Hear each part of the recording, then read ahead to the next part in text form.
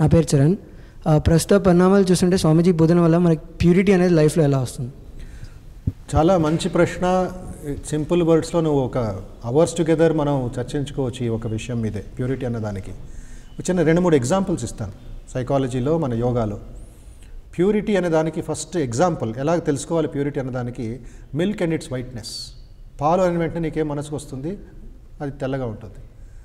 నీ ఐబాల్, నీ గుడ్లు, దాని మీద ఒక 30 సెకండ్స్ నీ ఫింగర్ పెట్టుకొని నువ్వు చాలా బాగుంది, సంతోషంగా ఉంది అనగలవా?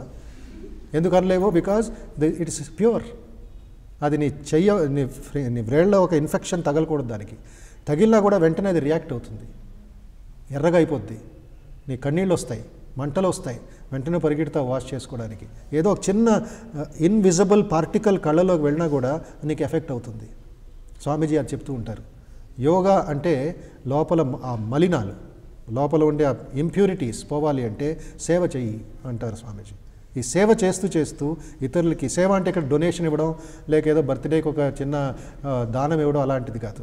సేవ అంటే నువ్వే వెళ్ళి ఒక దైవీ భావంతో, ప్రేమ విశ్వాసంతో నువ్వు సేవ చెయ్యి.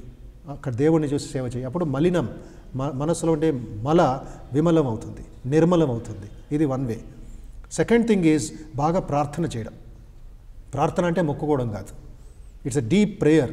ఒక మంచి ప్రేయర్ మన దీంట్లో వస్తుంది. ప్యూరిటీ మెయింటైన్ చేయడానికి ఋగ్వేదంలో శాంతి మంత్రాలని మేము పిల్లలకు నేర్పిస్తూ ఉంటాం. ఏమిటది? భద్రం కర్ణే విష్ణు యామ దేవా. ఓ భగవంతుడా, మంచిది ఏదో వినడానికి నాకు అవకాశం ఇవ్వు, మంచిది చూడడానికి అవకాశం ఇవ్వు. ఇక్కడ మంచి అంటే కేవలం మంచితనం కాదు, ఆ ప్యూరిటీ. ప్రపంచంలో చెడ్డది ఉంటాయి, మంచి పాజిటివ్ థింగ్స్ ఉంటాయి. పాజిటివ్ థింగ్స్ చూస్తూ ఉండు. లెఫ్ట్ ఐ కళ్ళు మూసుకో, లెఫ్ట్ ఐ మూసుకొని రైట్ ఐతో మంచి విషయాలు చూస్తూ ఉండు. ఆహార శుద్ధవు సత్వశుద్ధి. మరో పాయింట్ ఇక్కడ. ఫుడ్ ప్యూర్గా ఉంటే నీ మనస్సు ప్యూర్గా ఉంటుంది.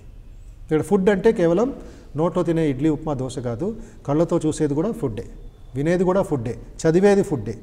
సో నువ్వు మనస్సులో రెస్ట్లెస్నెస్ ఉంది, చంచలం ఉంది, అపవిత్ర ఆలోచనలు వస్తున్నాయంటే ఏది చూస్తున్నావు, ఏది వింటున్నావు, ఏది చదువుతున్నావు, కొంచెం డిస్క్రిమినేట్ చేయి.